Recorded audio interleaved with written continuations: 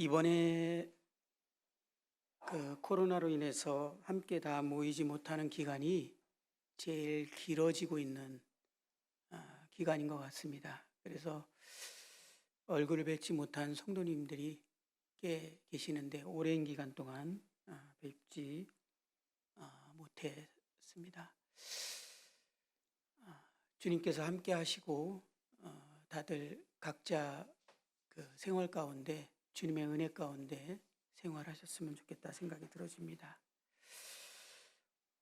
오늘은 에베소 말씀을 좀 함께 교제할까 합니다. 에베소를 1장을 한번 펴시고 같이 교제하는 시간이 되었으면 좋겠습니다.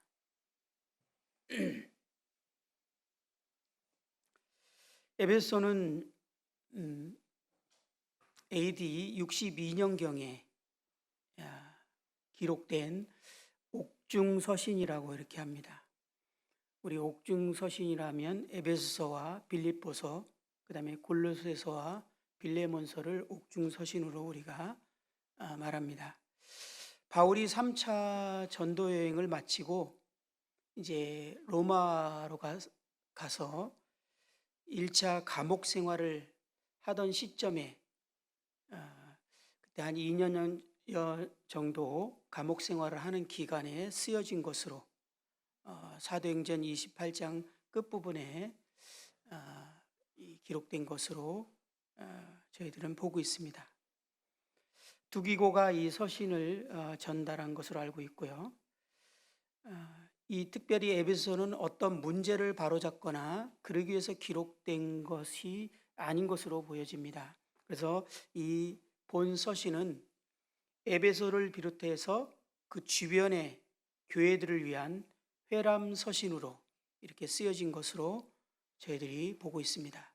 에베소는 당시 소아시아의 수도였으며 이 서신이 소아시아의 각 지역에 회람되어 읽어졌을 것으로 추정이 됩니다.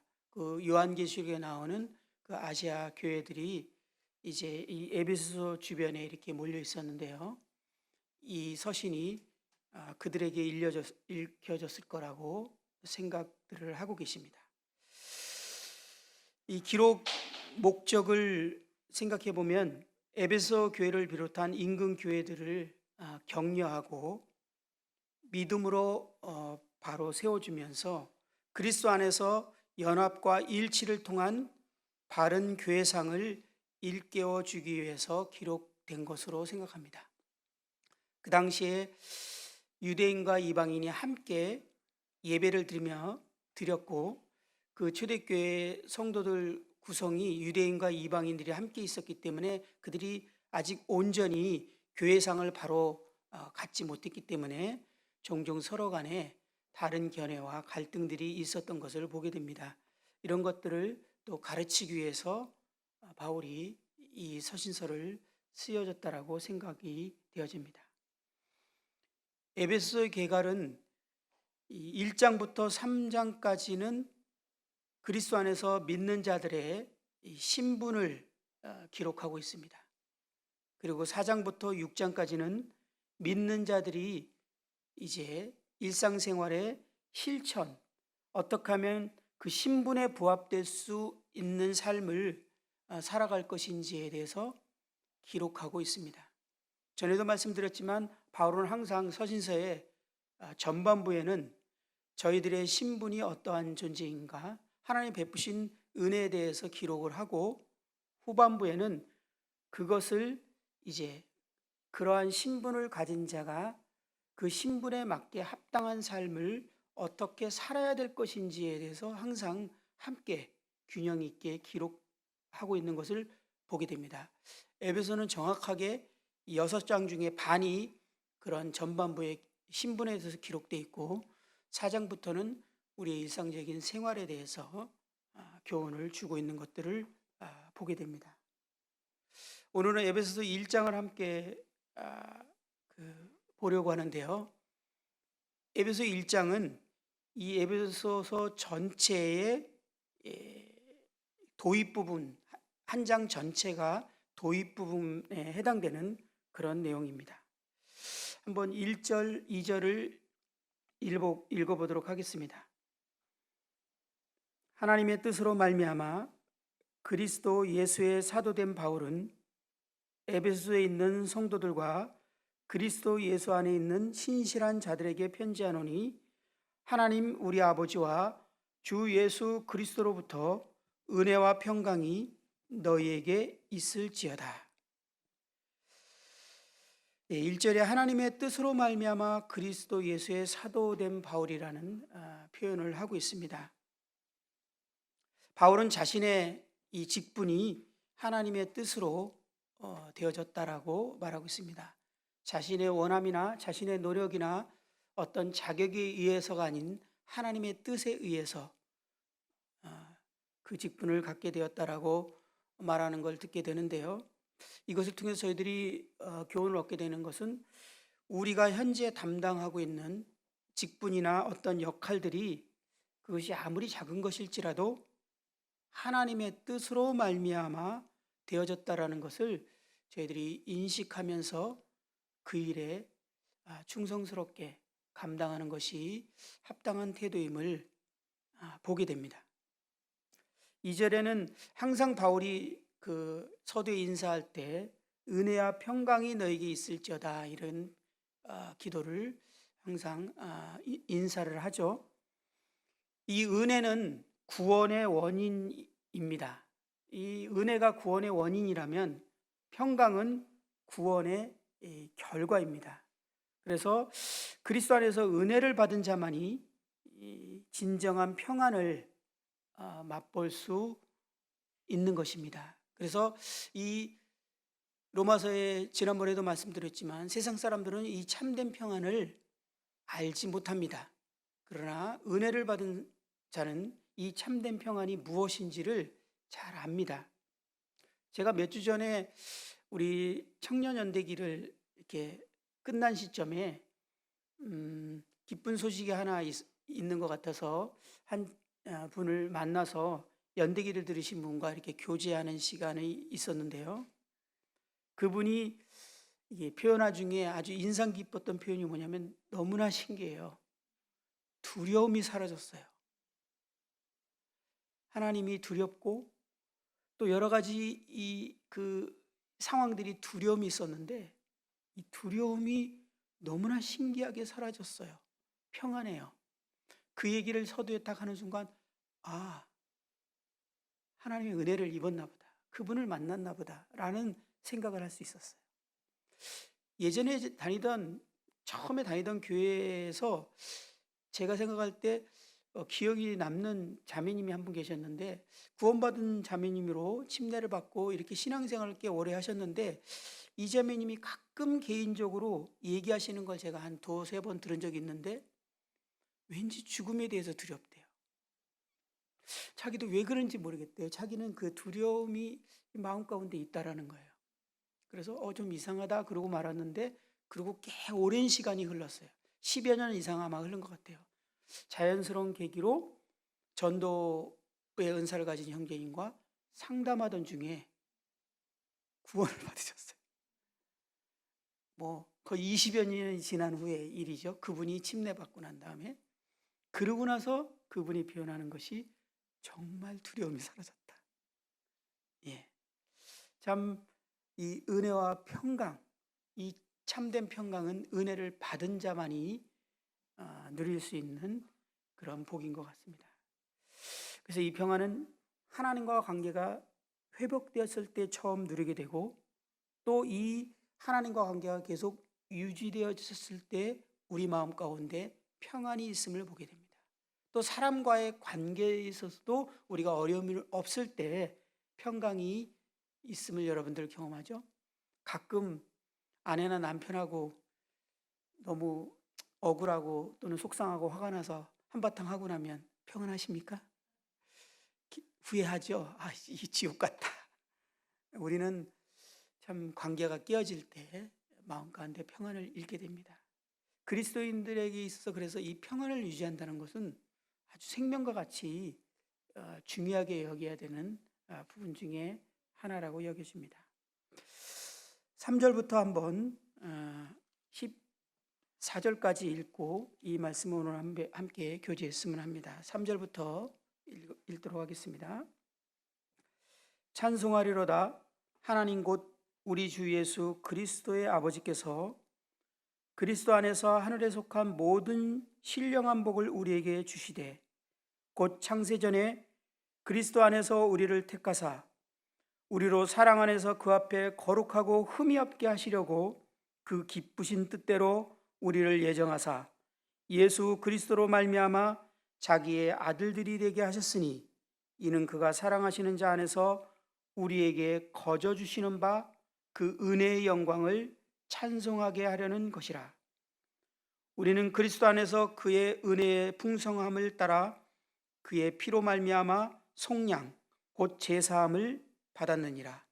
이는 그가 모든 지혜와 총명을 우리에게 넘치게 하사 그 뜻의 비밀을 우리에게 알리신 것이요 그의 기뻐하심을 따라 그리스도 안에서 때가 찬 경륜을 위하여 예정하신 것이니 하늘에 있는 것이나 땅에 있는 것이 다 그리스도 안에서 통일되게 하려 하심이라. 모든 일을 그 뜻대로 결정하시는 대로 일하시는 이의 계획을 따라 우리가 예정을 입어 그 안에서 기업이 되었으니 이는 우리가 그리스도 안에서 전부터 바라던 그의 영광의 찬송이 되게 하려 하심이라. 그 안에서 너희도 진리의 말씀 곧 너희의 구원의 복음을 듣고 그 안에서 또한 믿어 약속의 성령으로 인치심을 받았으니 이는 우리 기업의 보증이 되사 그 얻으신 것을 속량하시고 그의 영광을 찬송하게 하려 하심이라. 3절에 보면 찬송하리로다 라는 말로 이 편지를 시작하고 있습니다. 바울은 이 편지를 로마 감옥에서 썼다고 조금 전에 말씀드렸습니다. 그런데 바울의 첫 편지의 서두는 찬양으로 넘쳐나고 있습니다. 그는 옥중에 갇혀 있는 중인데 무엇이 그를 그토록 찬양하게 하고 감사가 넘치게 하였을까요?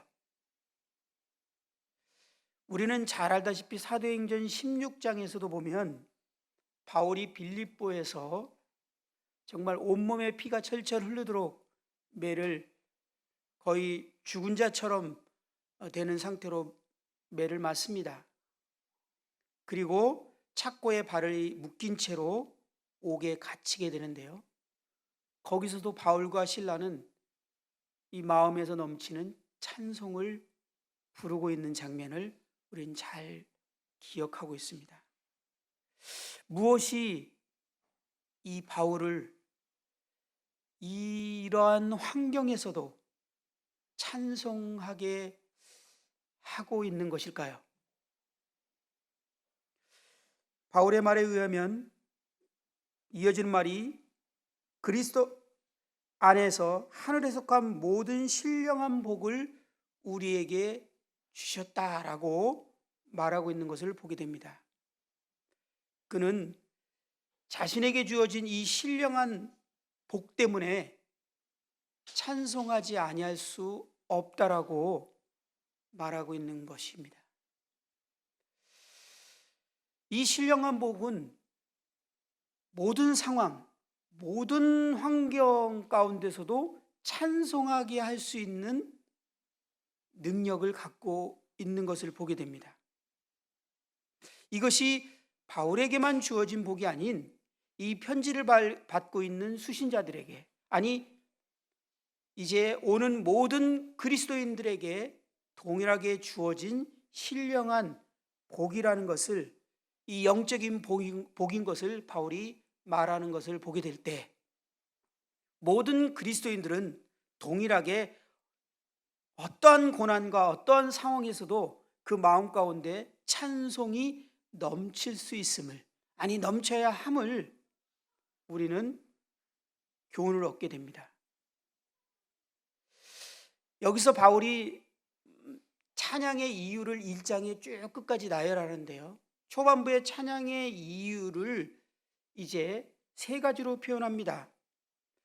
그것은 성도들의 구원을 위해 삼위일체 하나님께서 협력하시는 그 역사에 대해서 말하면서 그는 찬송이 넘쳐남을 고백하고 있습니다. 그래서 3절부터 6절까지는 성부 하나님께서 구원을 영원전에 계획하셨다 라는 말을 하고 있습니다.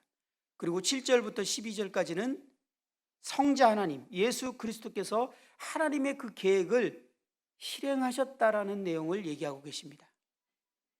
그 다음에 13절부터 14절은 이 성령 하나님께서 그 이루신 일을 사람들에게 적용시키는 것에 대해서 말하고 있습니다.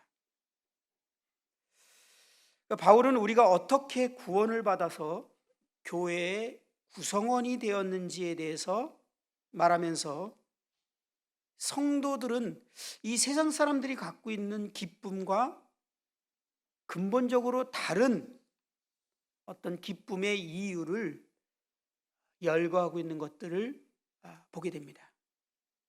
우리는 이 1장의 말씀을 통해서 거듭난 그리스도인들은 세상 사람들이 결코 알지 못하는 평안을 갖고 있는 것처럼 거듭난 그리스도인들이 갖고 있는 특징이 또 하나가 있는데, 세상 사람들과 전혀 다른 근거로 기쁨과 감사와 찬송이 우리 안에 있다라는 것입니다. 세상에 수많은 사람들도 순간적으로 기쁘고 감사하고 즐거워하는 그런 삶을 살아가죠. 근데 그들이 기뻐하고 그들이 감사하고 그들이 즐거워하는 그러한 이유와 그리스도인들이 갖고 있는 이유는 전혀 다르다라는 것입니다. 한번 그분들을 하나하나 살펴보면서 우리가 이 부분들을 묵상해 봤으면 좋겠습니다. 먼저 3절부터 6절까지의 말씀은 성부 하나님께서 우리의 구원을 계획하셨다라는 얘기입니다. 창세전에 우리의 구원을 계획하셨는데 우리를 예정하시고 선택하셨다라는 내용이 기록되어 있습니다. 4절에 보면 창세전에 그리스도께서 우리를 택하사 그 사랑 안에서 그 앞에 거룩하고 흠이 없게 하시려고 그 기쁘신 뜻대로 우리를 예정하사 예수 그리스도로 말미암아 자기의 아들들이 되게 하셨으니, 이 4절의 선택의 목적은 거룩한 존재가 되게 하려고 선택했다라고 말하고 있습니다. 5절의 예정의 목적은 하나님의 자녀로 삼으려고 그렇게 하셨다라고 말하고 있습니다. 그런데 6절에 보면요, 그 선택과 예정의 궁극적인 목적에 대해서 기록하고 있는데, 바로 하나님의 은혜의 영광을 찬송하게 하기 위해서 그렇게 하셨다라고 말하고 있습니다. 하나님이 우리를 예정하시고 선택하셔서 우리를 구원하시기 위해서 그렇게 예정하시고 선택하셨는데, 그 궁극적인 목적은 무엇이냐? 바로 하나님의 그 은혜의 영광을 찬송하게 하려 하시기 위해서 그렇게 하셨다라는 겁니다. 저희는 인본주의적인 생각이 우리 마음에 깊이 자리 잡혔기 때문에 자연스럽게 인간 중심으로, 자기 중심으로 이 말씀을 해석하고 보게 됩니다. 어쩔 수 없습니다. 우리의 세계관이 그렇기 때문에. 그런데 하나님의 말씀을 볼 때 가급적 기도하면서 하나님의 중심으로 성경을 보게 될 때 하나님의 목적이 더욱 분명해지고 선명해지는 것을 보게 됩니다. 하나님의 목적을 얘기할 때 우리를 구원하신 것이 하나님의 목적이다 이렇게 말하면 맞는 것 같은데 정확한 표현이 아닙니다. 우리를 예정하시고 선택하신 목적은 그분이 영광을 받으시기 위하여 그렇게 하셨다라는 것입니다. 그래서 이 말씀의 의미는 세상의 기초가 세워지기 전에 하나님은 자신의 영광의 찬양을 받으시고자 마음을 정하셨습니다. 그래서 하나님께서 우리를 택하시고 예정하셔서 우리를 거룩하게 하실 뿐만 아니라 아들로 삼으신 것은 그분의 목적을 위한 수단이었습니다. 결국은 그 목적은 우리가 그의 은혜의 영광을 찬송하게 하는 것이었습니다. 그래서 하나님의 궁극적인 목적은 태초부터 하나님 안에서 우리가 존재하기 전에 하나님의 그 계획은 그의 영광이 찬송을 받는 것이었다라는 것을 이 사도 바울은 정확하게 이해하고 이 말을 지금 열거하고 있는 것입니다. 그렇기 때문에 바울은 그 마음 안에서 하나님을 마땅히 찬송해야 하는 것이, 우리 인간을 지은 목적이 하나님을 찬송하기 위해서, 하나님의 그 영광을 즐거워하고 찬송하기 위해서 지어졌다라는 사실을 분명하게 이해하고, 바울은 그 구원받은, 이 구원은 하나님의 처음 창조 목적으로 다시 회복하는 것인데, 바울은 그 하나님께 찬송하고 있는 것을 보게 됩니다. 그런데 더불어 그 안에 하나님이 그 찬송을 받으시기 위해서 행하신 그 일이 놀라운 은혜였다라는 사실을 알게 되면서 그 은혜의 영광을 찬송하고 있는 것을 보게 됩니다. 오늘 예배 시간에 한 형제님께서 이 부분에 대해서 말씀을 읽었죠. 이사야 43장 7절을 읽었습니다. 제가 다시 한번 찾아보면, 내 이름으로 불려지는 모든 자 곧 내가 내 영광을 위하여 창조한 자를 오게 하라. 내가 내 영광을 위하여 창조한 자를 오게 하라. 그를 내가 지었고 그를 내가 만들었느니라.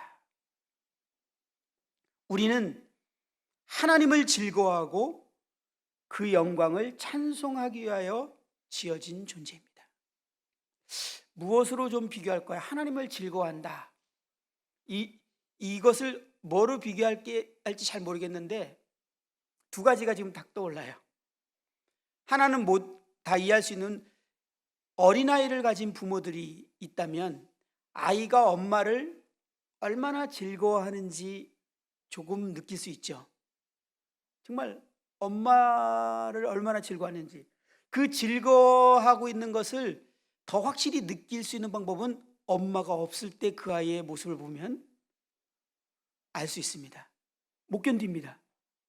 그 엄마와 함께 동행하고 그 엄마가 함께 있는 곳에 있으면서 엄마를 즐거워한 그 엄마의, 하나님으로 말씀드리면 그 임재와 같죠. 그것이 잃어버렸을 때 아이는 견딜 수 없어 합니다.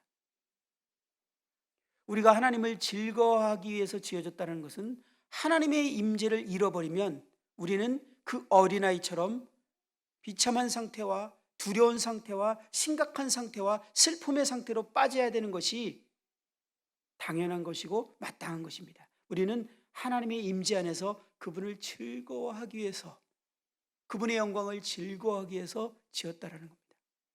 저희 집에는 이것으로 확인할 수 있는 방법이 있는데, 저희 집에 한번 오신 분들은 아는데요, 저희 집에 키우는 강아지가 유난히 사람을 좋아해요. 정말 감당이 안 될 만큼 사랑을 좋아해요.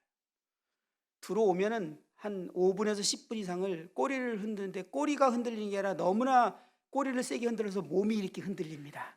막 이 꼬리의 반동이 온몸을 흔들어요. 그리고 너무 좋아서 오줌을 질질 싸요.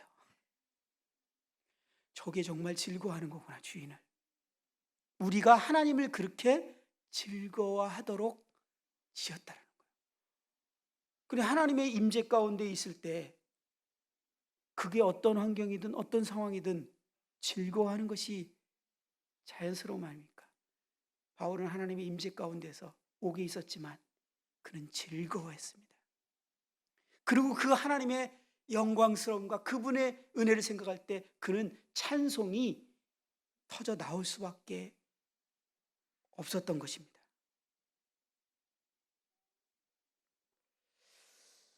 이 하나님이 영원전부터 우리를 예정하시고 계획하셨다라는 그 사실을 바울은 생각하면서 그것으로 말미암아 자신이 이 하나님이 영원전에 자신을 예정하고 선택해서 그 선택받았다는 사실을 생각할 때마다 바울은 이 찬송이 넘치고 있었습니다.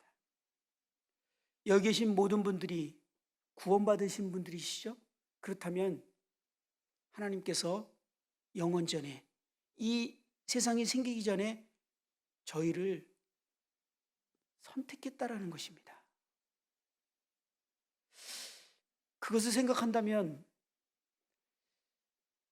저희들이 정말 즐거워하고 감사하고 찬송을 해야 되지 않을까요?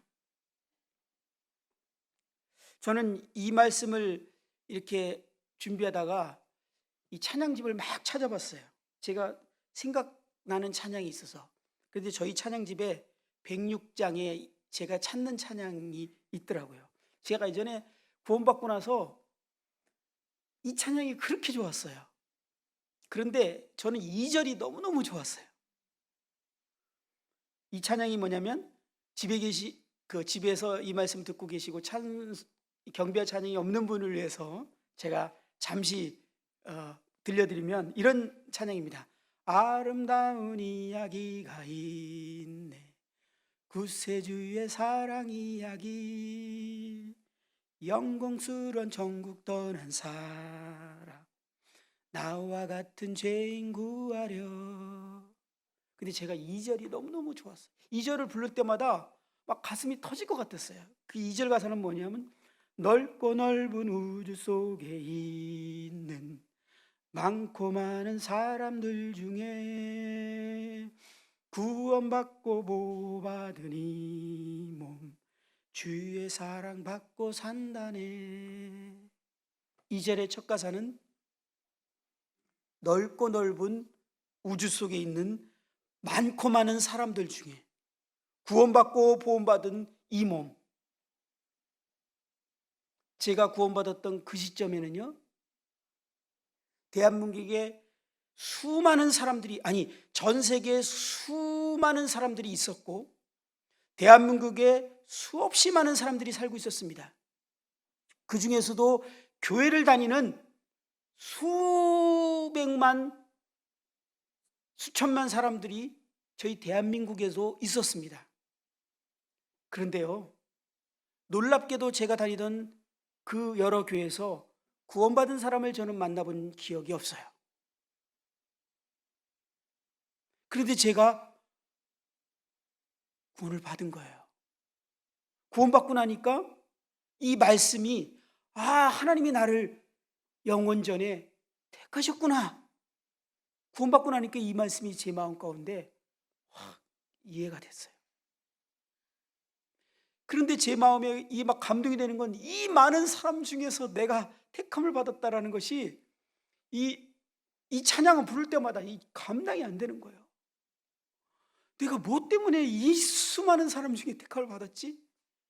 그 생각을 하게 되면 좀 유치한 표현으로 평생을 정말 거지처럼 살고 평생을 거렁뱅이로 구걸하면서 살고 평생을 제가 어떤 식으로 살든지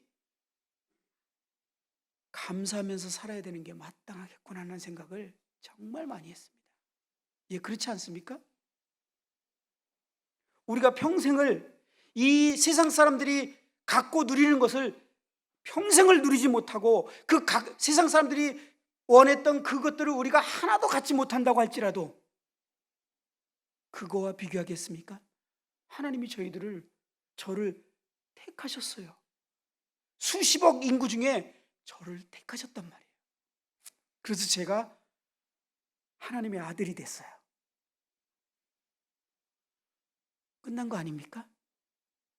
뭐가 더 필요해요? 바울은 이것을 생각하면서 마음에서부터 터져나오는 찬송을 부르고 있는 것을 보게 됩니다.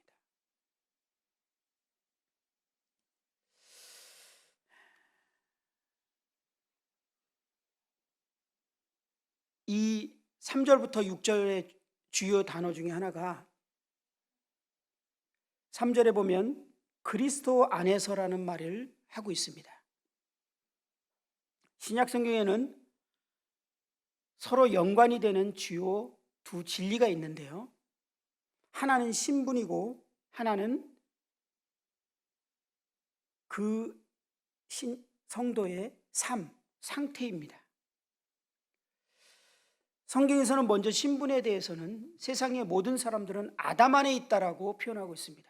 그리고 또 그리스도 안에 있는 자를 말하고 있습니다. 모든 자연인은 아담 안에 있습니다. 아담 안에 있는 자들은 저주 아래 있고 하나님의 정죄 아래 있는 자들입니다. 하지만 구원받은 사람들은 그리스도 안에 있다라고 말합니다. 그리스도 안에로 들어갔다라고 이렇게 표현하고 있죠. 하나님은 더 이상 그리스도 안에 있는 자들을 정죄하지 않습니다. 하나님이 믿는 자들을 정죄하지 않는 이유는 무엇을 했기 때문이 아니라 그가 그리스도 안에 있기 때문에 정죄하지 않는다라고 말합니다. 그러나 그리스도인들에게는 신분뿐만 아니라 또 다른 면이 있는데 그것은 상태, 곧 삶입니다. 그의 신분은 그리스도 안에 온전하지만 상태는 온전하지 못합니다. 그래서 하나님께서 그리스도인들에게 원하는 것은 그의 신분에 맞게 성장하기를 원하신다라는 것입니다. 우리가 성경을 볼 때도 그 신분과 상태에 대해서 서로 다른 점을 이해하지 못하고 성경을 해석하게 되면 많은 혼란을 갖게 됩니다. 예를 들어서 히브리서 10장 14절에 보면 신자들은 온전하다라고 이렇게 영원히 온전하게 하셨느니라 라고 이렇게 표현하고 있습니다. 그러나 마태복음 5장 48절에 보면 신자들은 온전해야 한다라고 이렇게 표현하고 있는 것을 보게 됩니다. 그러므로 하늘에 계신 너희 아버지의 온전하신 것 같이 너희도 온전하라. 우리의 신분은 이미 온전했지만 우리의 삶은 온전해야 한다라고 말하고 있는 것입니다. 베드로전서 2장에도 보면 너희들은 거룩한 백성이다 이렇게 말하고 있습니다. 우리가 이미 거룩해졌음을 말하고 있습니다. 그러나 베드로전서 1장 15절에 보면 오직 너희를 부르신 거룩한 이처럼 너희도 모든 행실에 거룩한 자가 되라 라고 우리의 삶에 대해서 말하고 있는 것을 보게 됩니다. 종종 이 삶에 대해서 말하고 있는 것을 신분으로 해석해버리면 이 말씀에 대한 오해를 갖게 되고 잘못된 적용을 하게 되는 것을 우리는 명심해야 될 것을 생각해 보게 됩니다. 7절부터 12절까지는 성자 하나님께서 하나님의 뜻인 구속사역을 성취시켰다라는 내용입니다. 예수님께서는 하나님의 계획과 섭리 가운데서 구원을 성취하기 위해서 이 땅에 인간의 몸을 입고 오셔서 십자가의 죽음을 당하셔서 우리의 죄사함의 은혜를 입게 하셨습니다. 이 내용에 대해서는 지난주 수요일 날 우리 들은 말씀이 아주 지금도 남아있지 않습니까?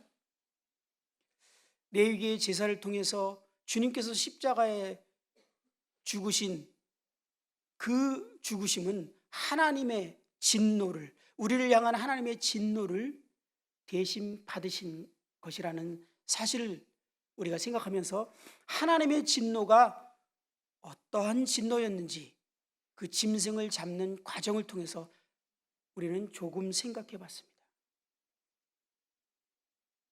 그 말씀을 들으면서 저는 계속적으로 하나님의 진노를 어떻게 더 느낄 수 있고 생각할 수 있을까라는 생각을 하면서 말씀을 듣고 있었습니다. 그럴 때 제 마음 가운데 이 불타는 지옥이 마음에 떠올랐습니다.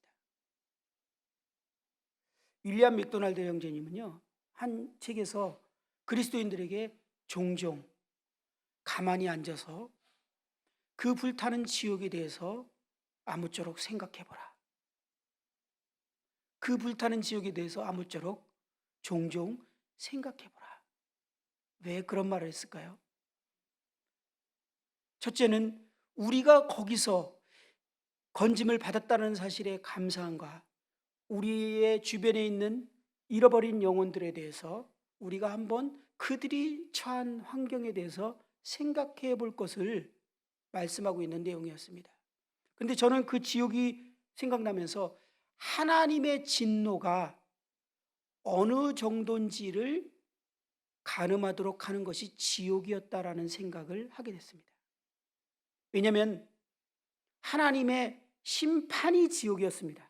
모든 심판은 죄에 합당한 가격을 측정합니다. 그렇죠? 죄에 대한 값어치를 판결을 내립니다. 그래서 이 세상 죄도 그 죄에 합당한 만큼의 벌을 판사가 내립니다. 그래서 종종 뉴스에 이거는 너무나 부당한 판결입니다. 더 많은 죄를 판결을 해줘야 됩니다라고 항소를 하는 이유가 뭐냐면 이 죄에 너무 합당하지 않는 가벼운 형벌을 결정한 것 같은 생각이 드는 거예요. 그러면서 심지어는 우리나라 법이 문제가 있다. 이 법을 바꿔야 된다. 어린아이에 대한 학대라든지 이런 문제가 요즘에 많이 나왔죠.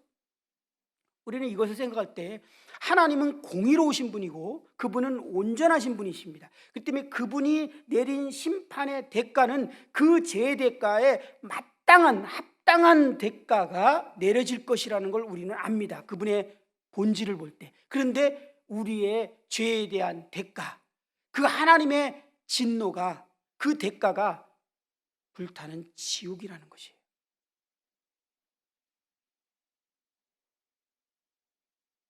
얼마나 두렵습니까? 하나님 편에서 죄에 대해서 느끼는 그 진노는 그 정도가 이 불타는 지옥인데 이 지옥에서 영원토록 고통을 받는 것이 하나님이 우리를 향해서 품고 있는 진노였다라는 것입니다. 그것을 주님께서 우리를 대신하여 진노를 받으신 것입니다.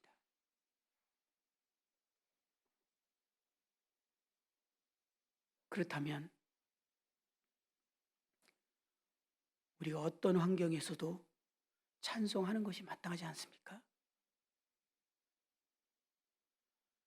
우리 각자가 어떤 상황에 처해 있는지 저는 모르지만 그것이 어떤 상황일지라도 우리가 찬송하고 있는 것이 마땅하지 않습니까? 제가 지금 잠깐 떠오르는 것은요,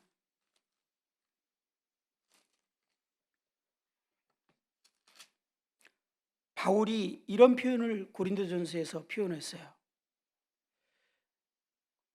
내가 생각하건대 하나님이 사도인 우리를 죽이기로 작정된 자같이 끄트머리에 두셨음에 우리는 세계 곧 천사와 사람에게 구경거리가 되었노라.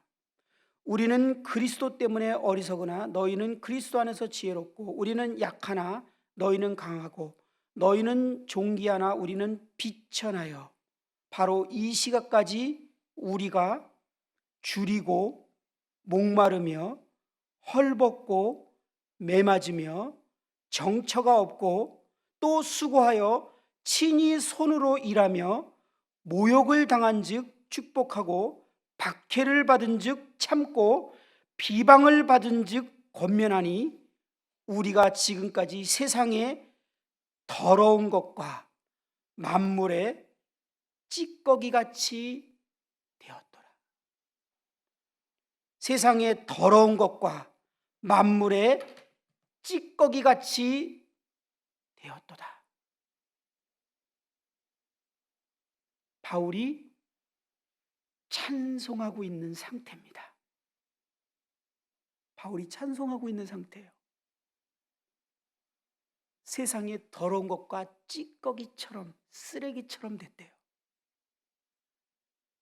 이 표현이 무엇인지 우리는 고린도 후서에 그가 받은 고난을 쭉 나열한 내용을 보면 사람이 어떻게 이렇게 살 수가 있지? 그런 생각 안 듭니까? 사람이 인생을 살면서 이렇게 산 사람이 있을까? 하나 40에 강한 매를 5번 맞고 태장으로 3번 맞고 강도의 여행과 바다의 여행과 굶주림과 자지 못함과 막 쭉 나열하는데요, 저는 이거 당하기 전에 진작 죽었을 것 같아요. 바울이 자기의 당한 내용을 쭉 나열하는데 그게 다 표현한 것도 아니에요. 그가 심적으로 겪던 고통과 이런 것들은 아예 기록되지도 않았어요. 그러한 바울이 찬송하리로다. 그 안에서 감사와 기쁨이 넘치고 있었습니다. 왜요? 그는 하나님이 영원전에 자기를 선택했다는 사실이, 그것이 무슨 의미인지를 깊이 이해하고 있었고, 주님이 십자가에서 하나님의 진노를 대신 받으셨다는 사실이 그게 무슨 의미인지 깊이 항상 묵상하며 이해하고 그것을 전하고 있었기 때문에 그렇습니다.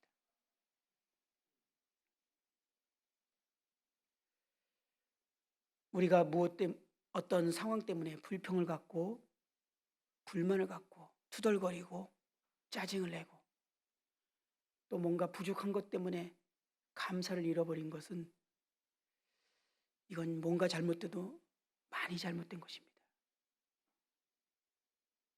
그리스도인들은 그렇게 살아서는 안 되는 것을 봅니다. 그래서 바울이 표현한 말이 이해됩니다. 항상 기뻐하라. 주 안에서 다시 말하노니 기뻐하라. 우리가 기뻐하는 근거는 세상 사람들이 갖고 있는 근거와 다르기 때문에 어떤 환경에서도 기쁨이 가능한 기쁨입니다. 세상은 처한 환경에 있어서 기쁨이 좌지우지되지만 그리스도인은 그렇지 않다는 거죠. 그렇기 때문에 항상 기뻐하라. 주 안에서 다시 말하노니 기뻐하라. 우리 안에 이 감사와 기쁨, 찬양이 잃어버렸다는 것은 내가 우리에게 주어진 이 신령한 복이 무엇인지를 우리의 생각에서 놓쳐버린 것입니다. 그것을 잃어버린 것입니다. 그것을 다시 생각할 때 제가 가끔 그런 생각을 해요. 지옥을 생각해요. 그럴 때 그것을 이 윌리엄 맥도날드의 교훈에 따라서 가끔 생각하는 시간이 있거든요. 생각하면요, 몸에 닭살이 이렇게 딱 돋는 느낌이면서 한편으로 그런 생각이 들어요. 일단 내가 구원받은 거 확실하지? 99.99가 아니라 0.001%라도 만일이나 내가 아니라는 소지가 있다면 그 생각을 딱 하면요, 심장이 툭 떨어지는 느낌이 들어요. 정말 끔찍합니다. 상상만 해도. 99.99가 아니라 0.1%라도 뭔가가 미심쩍은 거 있으면 우리는 이것을 그냥 넘어가서는 안 되는 문제입니다. 그러면서 정말 두 가지를 동시에 생각하게 됩니다. 우리의 주변인 가족들, 그리고 내가 여기서 건진받았다는 놀라운 그 은혜. 하나님을 찬송할 수밖에 없는 이유가 되는 것 같습니다. 다시 에베소 말씀을 돌아가 보면요, 이 7절부터 12절 말씀에 주요 단어가 있는데 9절에 보면 때가 찬 경륜이라는 단어가 나옵니다. 이 때가 찬 경륜이라는 말은 헬라어로 오이코노미아라는 말로 우리가 잘 알고 있습니다. 이것은 경영이라는 단어로도 번역이 되어 있고 직분 또는 청직이라는 말로도 번역이 되어 있습니다. 이 세상을 하나님께서 관리하시는 과정으로 보는 그런 의미입니다. 하나님께서는 자신의 영광을 위하여 여러 단계의 계시 과정을 통해서 인류를 다스리시는 방법을 가지셨습니다. 하나님께서 인류 역사상 여러 과정들을 통해서 인류를 다스리는 그런 방법들을 가지셨는데요, 그때마다 그 당시의 인간들은 청지기로서의 책임을 갖게 되었습니다.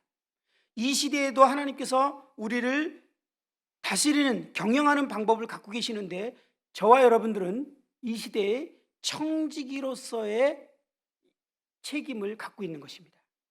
아니, 저희뿐만 아니라 세상 모든 사람들이 청지기로서의 책임을 갖게 되는데 그 책임을 순종하는 사람과 그렇지 않은 사람들이 이제 구분되게 되는데, 그 책임을 순종하지 않은 사람들에게 반드시 하나님께서는 심판을 내리시는 것으로 말씀하고 계십니다. 그래서 하나님께서는 여러 단계의 세대를 거쳐 자신의 뜻을 계시하면서 인간에게 그때마다 새로운 책임을 부여하셨습니다. 각 세대의 인간들은 이러한 책임에 어떻게 반응할 것인가라는 시험에 직면하게 되는데, 성경의 역사를 보면 대부분의 인간들은 이 시험에서 실패하게 됩니다. 그리고 그 결과에 대해서 심판에 처해지게 됨을 보게 됩니다. 보통 이러한 성경을 보는 관점을 세대주의라고 이렇게 말합니다. 저희들이 거기에 속해 있죠. 그래서 대부분 정통적인 세대주의자들은 7개의 구분 가능한 세대를 제시하고 있습니다.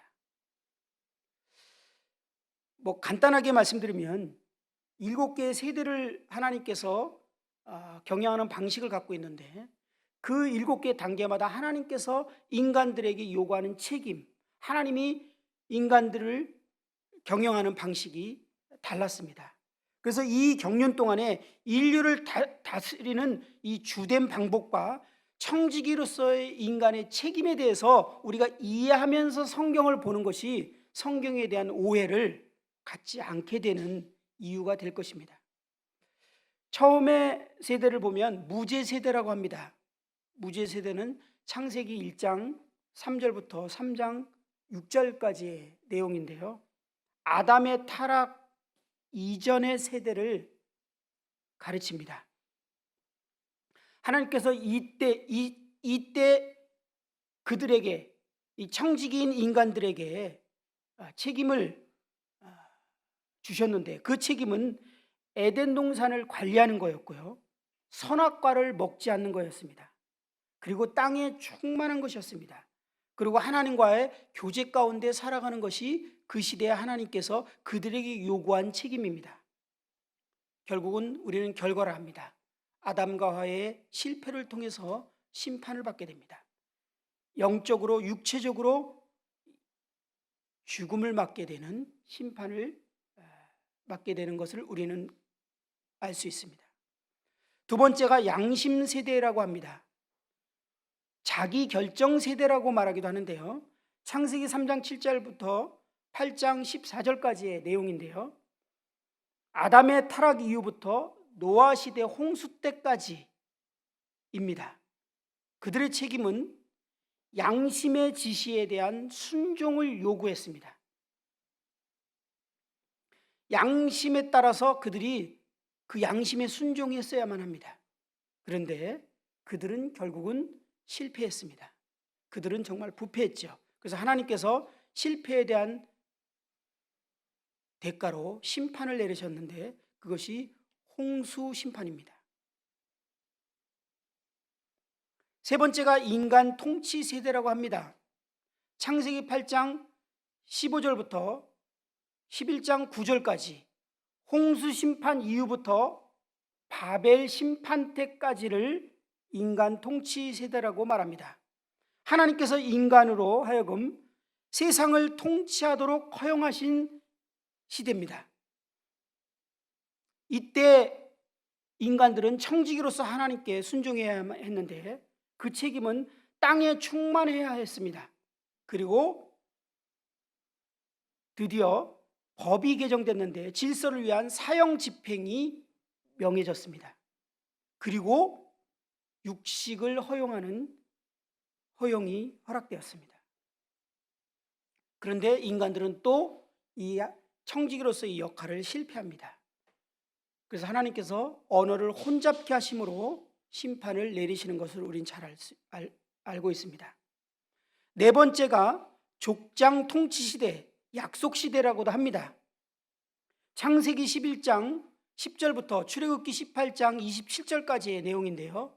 아브라함 때부터 모세의 율법이 주어지기 전까지 하나님은 족장을 통해서 통치하시고자 하셨습니다. 이때의 청지기로서 사람들의 책임은 아브라함에게 약속하신 약속의 땅에 머무르고 하나님의 말씀을 믿고 순종하는 것이 그들에게 주어진 책임이었습니다.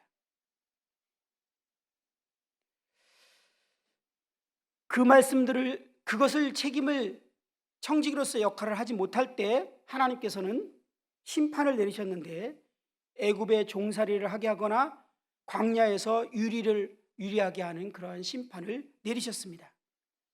다섯 번째 율법 세대는 출애굽기 19장 1절부터 사도행전 1장 26절까지 오순절날 성령님이 임하시기 전까지 모세의 율법으로부터 모세 오순절까지가 율법 세대라고 합니다.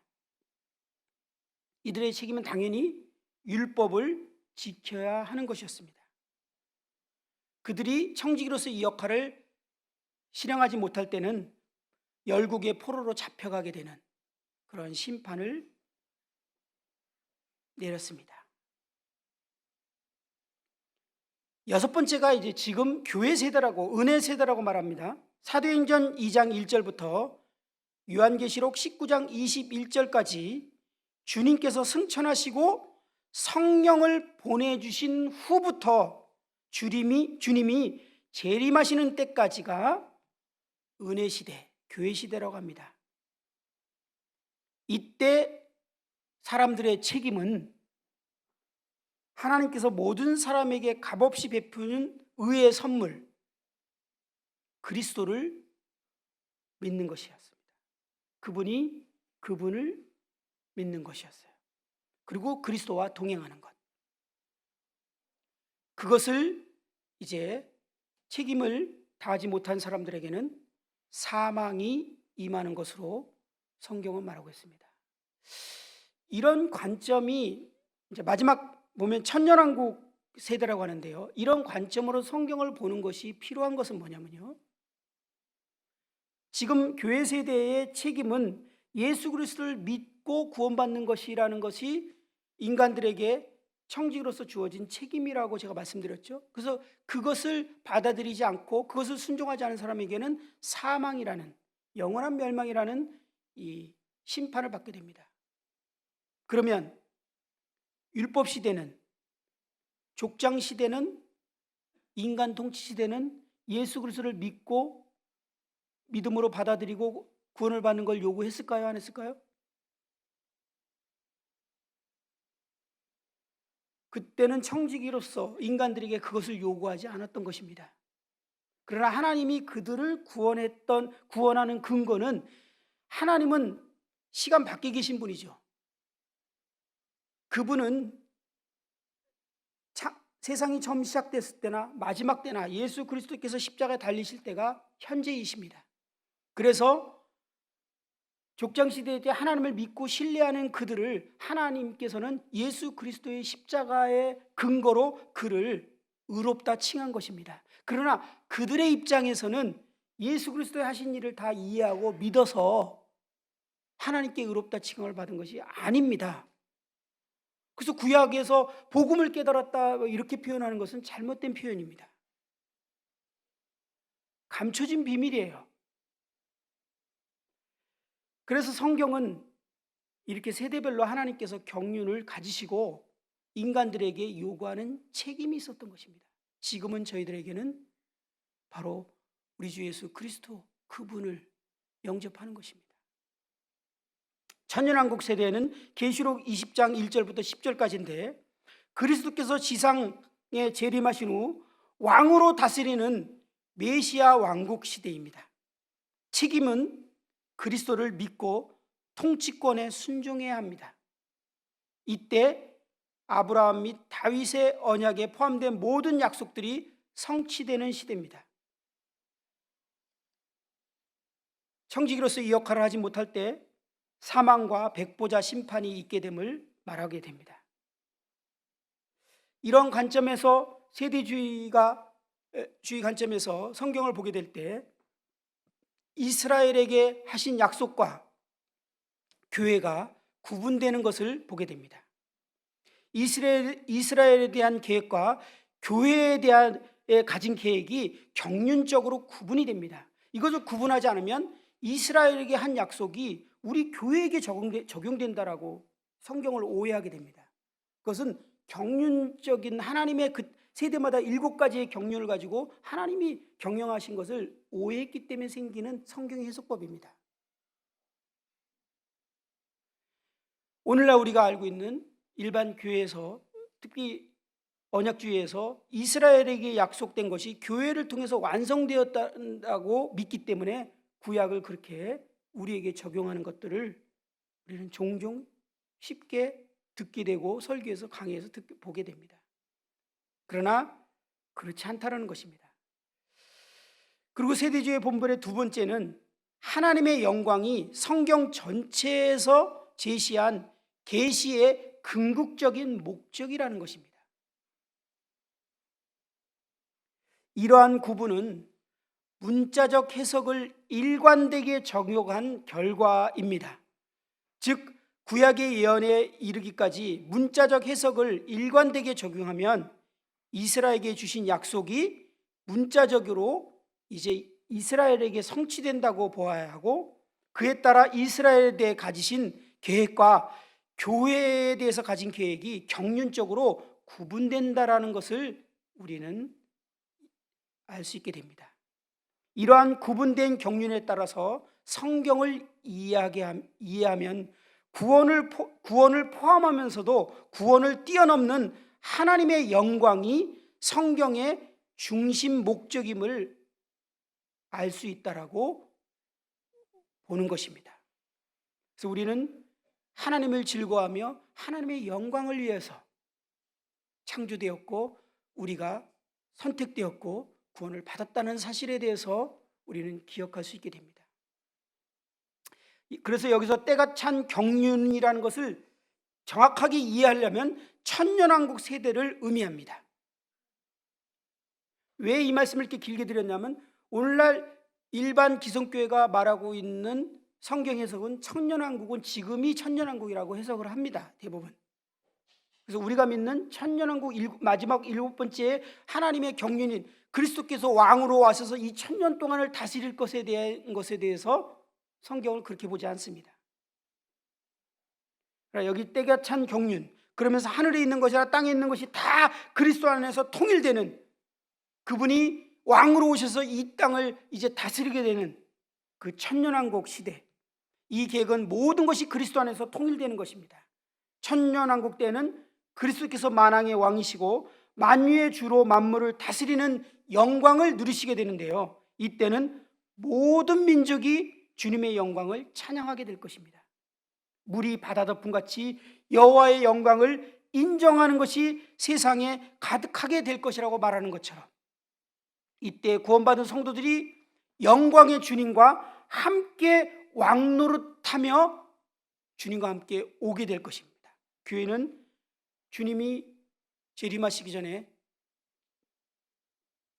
휴거가 될 것이며 주님과 함께 왕노릇하기 위해서 이 땅에 오게 됩니다. 그리고 이 땅에 남아있던 유대인들이 정말 예수 그리스도가 참된 메시아였다는 사실을 이제 믿고 전 세계적인 회개가 일어나고 그들이 이제 메시아 왕국을 전할 때 주님께서 다시 재림하고 그들이 이제 이 땅의 천년왕국의 백성이 되며 저희들은 왕권을 가지고 주님과 함께 다스리게 되는, 이것은 문자적인 해석을 통해서 하나님의 7가지 경륜을 해석할 때 이 성경이 그대로 해석되어진 그런 말씀의 분별입니다. 이 놀라운 사실을 생각할 때 우리의 상황이 어떨지라도 바울과 같이 이 일을 계획하시고 이루신 하나님과 예수 그리스도께 찬송을 드려야 하지 않을까요? 우리의 기쁨의 근거는 사람들과 다릅니다. 세상 사람들처럼 이 상황의 근거에서 우리가 기뻐하지 않는다라는 것을 보게 됩니다. 우리 시간이 많이 됐는데 13, 14절을 좀 읽어보고 보면서 마치도록 하겠습니다. 13절. 그 안에서 너희도 진리의 말씀 곧 너희의 구원의 복음을 듣고 그 안에서 또한 믿어 약속의 성령으로 인치심을 받았으니 이는 우리의 기업의 보증이 되사 그 얻으신 것을 속량하시고 그의 영광을 찬송하게 하려 하심이라. 13절 14절은 성령 하나님께서 하나님이 계획하시고 그리스도께서 성취하신 구속 사역을 각 개인에게 적용시키는 사역을 성령께서 감당하셨다는 내용을 기록하고 있습니다. 오늘날에도 성령께서는 진리와 복음이 증거되는 모든 곳에 역사하십니다. 진리의 말씀, 곧 구원의 복음을 들을 때 성령께서 마음을 감동시켜서 그 말씀을 믿게 만듭니다. 다시 말해서 성도가 구원의 확신을 가질 수 있는 것은 성령께서 역사하시기 때문입니다. 제가요, 조금 전에 말씀드렸는데 몇 주 전에 한 분과 청년연대기를 끝나고 난 다음에 구원을 받으신 것 같다라는 그런 몇몇 지체들의 얘기를 듣고 저도 이제 좀 듣고 싶어서 만났습니다. 만나서 같이 이렇게 교제를 하는데 뭘 얘기하실지 모르겠대요. 정리가 안 돼 있어서. 그래서 제가 괜찮아요. 두서없이 막 얘기하셔도 제가 알아서 알아듣겠습니다. 그랬는데 정말 그냥 이렇게 생각나로만 말씀하셨는데요. 복음을 줄기 있게 쭉 설명하면서 복음 때문에 이런 것 때문에 제가 이렇게 돼서 정말 구원의 확신입니다. 이렇게 표현한 것이 아니에요. 그냥 한 가지만 살짝 언질해 주셨어요. 그게 뭐냐면 말씀을 듣는데 저는 마지막 말씀이 토요일날 예배당에서 했는데 제가 못 왔기 때문에 못 들었습니다. 그런데 짐승의 제물을 바치는 내용을 얘기했나 봐요. 그런가 보죠. 그런데 그 내용을 들으면서 예수님이 이 땅에 오신 이유가 그거였구나. 그러니까 그분이 짐승의 속죄제물의 제물이 됐다는 사실을 딱 깨달으신 것 같아요. 근데 그 순간 어떻게 표현할지 몰라서 저한테 뭐라 그러냐면 혹시 신내리다라는 말을 들어보셨어요? 그런 거예요. 그래서 왠 신내림이라 그러시나 그런데 사람이 멀쩡한 사람이 갑자기 신내리면 사람이 바뀌잖아요. 그것처럼 내가 바뀌었대요. 그것처럼 내가 바뀌었다라는 거예요. 그러면서 그 순간 저희 교회에 행하고 있던 도대체 이해가 안 가던 모든 것들이 한순간 다 이해가 됐대요. 저희 성도님들이요, 예배 때 그 감사를 드리는데 왜 이렇게 다 똑같은 얘기를 하냐고 생각을 했대요. 왜 똑같은 얘기 뭐예요? 예수님이 우리를 사신. 들으면서 지겨우셨나 봐요. 왜 다 똑같은 기도를 하는지 도대체. 그리고 이 만찬을 떼는 걸 보면서도 이것에 대해서 이해가 잘 정확하게 없었던 것 같아요. 근데 그 순간 그게 그냥 다 풀려버렸대요. 그리고 그냥 죄에 대해서 자유해버렸어요. 자유라는 단어가 확, 그리고 조금 전에 말했듯이 두려움이 완전히 사라졌어요. 너무 평안해요. 그리고 찬송을 부르는데 이 찬송 가사가 와닿아서 이 마음이 벅차서 부를 수가 없어요. 여러분 지금 제가 설명하는 거 들었지만 뭐가 조리 있고 줄기 있게 얘기한 건가요? 여러분들이 듣기를 원하는 복음을 쭉 설명했나요? 그런 거 아니에요. 그냥 근데 제가 들으면서 무슨 생각이 그냥 계속 머릿속에 냐면 성령님이 오셨나 보다. 저 증상은 성령님이 오셔야만 안 되는데 성령님이 역사하셨나 보다. 성령님이 역사하지 않으면 저렇게 되지 않는데? 그냥 그 생각이 제 마음에 계속 있었어요. 그것을 경험해 본 사람이면 다 알잖아요. 그래서 제가 한 말이에요. 그렇게만 얘기해도 저 알아요. 왜냐면 저도 경험했거든요. 우리 교회 형제자매한테도요 대충 얘기해도 다 알아듣실 거예요. 왜? 우리 형제자매들은 다 경험했거든요. 경험하지 않으셨습니까? 성령님이 우리가 복음을 이해하고 지금 우리 모임의 형제님 특히 전도자라면 복음을 얼마나 처음부터 끝까지 1에서부터 10까지 완벽하게 설명할 수 있습니까? 이해 못할 것이 없도록 성경을 설명해 주세요. 성경을 다 펴서 조근조근 다 얘기해 줄 수 있어요. 대부분 성도님들 그렇지 않습니까? 이해가 안 가는 거 없습니다. 어떻게 이해가 안 갈 수 있어요? 이렇게 잘 설명해 주는데. 제가 장로교 다닐 때는 이렇게 설명해 주는 분을 한 번도 들어본 적이, 그런 목사님의 설교를 한 번도 들어본 적이 없어요. 그런데 제가 처음 모임분을 딱 만났을 때 딱 들었는데요, 이 복음에서 어찌나 잘 설명해 주는지 제가 기도하면서 울었어요. 그 복음을 처음 이해했거든요. 완벽하게 줄기를. 그랬더니 기도 끝나고 났더니 저보고 구원받았다 그러더라고요. 근데 제가 그때 구원을 못 받았습니다. 그리고 1년 후에 새벽에 혼자 성령께서 탁 조명해 주시면서 모든 그때 들었던 복음과 모든 것이 쫙 정리가 됐어요. 성령님이 저에게 그것을 보여주셨어요. 조명해 주셨어요. 그 전에 우리 모임의 형제자매님이기 때문에 복음을 완벽하게 이해시켜 주셨어요. 이해와 성령님의 조명 다르죠? 이것은 성령님의 역사입니다.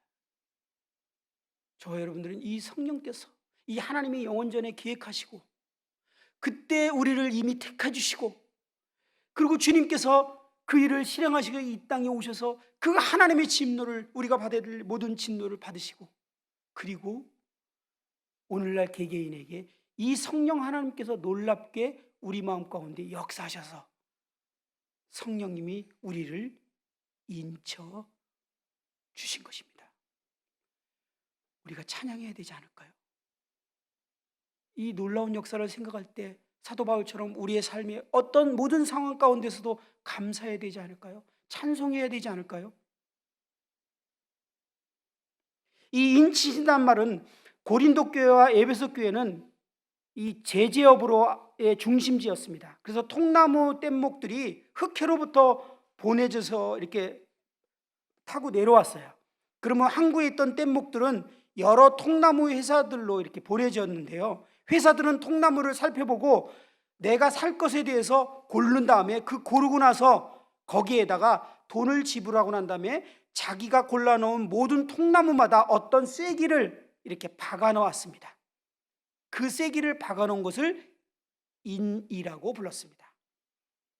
그것들 각자에는 그것을 사기로 한 회사의 마크가 3개 있었던 것입니다. 그리고 이제 그것을 각각 나중에 가져갔어요. 우리는 약속의 성령의 인침을 받았다라는 이 말은 약속된 날이 와서 주님께서 자신의 소유인 것을 이제 우리가 복음을 이해하고 아는 사람이 아니라 성령께서 인친 사람을 내 물건이라고, 내 것이라고 생각하고 그 소유를 이제 가지려고, 취하시려고 다시 오신다는 겁니다. 그래서 에베소 4장 30절에는 너희가 구원의 날까지 인치심을 받았느니라 이렇게 말하고 있는 겁니다. 우리는 이제 하나님의 소유가 된 것입니다. 주님께서 이제 그 소유를 가지러 오시듯이 이 통나무 회사가 자기 소유를 도장을 찍어 놓은 다음에 이제 필요할 때 가지러 와서 가져가듯이 소유를 하나님께서 소유로 인친 우리를 이제 데리러 오신다는 것입니다. 그 성령의 인침을 받은 우리는 이제 사도 바울처럼 어떠한 상황에도 모든 상황에서 감사와 찬양과 기쁨이 넘쳐야 될 것입니다. 그래서 조금 전에 말씀드렸지만 빌립보서 4장 4절에 주 안에서 항상 기뻐하라, 내가 다시 말하노니 기뻐하라라고 바울은 말했고요, 데살로니가전서 5장 16절에서 18절에도 항상 기뻐하라, 쉬지 말고 기도하고 범사에 감사하라고 명령했던 것입니다. 저희 그리스도인들은 항상 기뻐하며 모든 상황에서 감사하는 것이 마땅한 사람들인 것을, 그 감사와 기쁨과 찬송의 근거는 바로 성부, 성자, 성령님의 우리를 향한 그 역사하심을 생각할 때 우리의 감사와 기쁨의 근거가 된다는 사실을 에베소서 바울은 우리에게 먼저 말하고 싶었던 것입니다. 이제 이 코로나가 우리를 우울하게 합니다. 여러 가지 어려운 상황 가운데 우리가 있을 수 있습니다. 지금 힘든 상황에 처할 수 있습니다. 그때 우리는 영적인 신령한 복을 묵상하고 바라봐야 합니다. 그리고 우리는 정말 기뻐해야 하는 것이 마땅한 사람들인 것을 생각해 보게 됩니다. 마치도록 하겠습니다.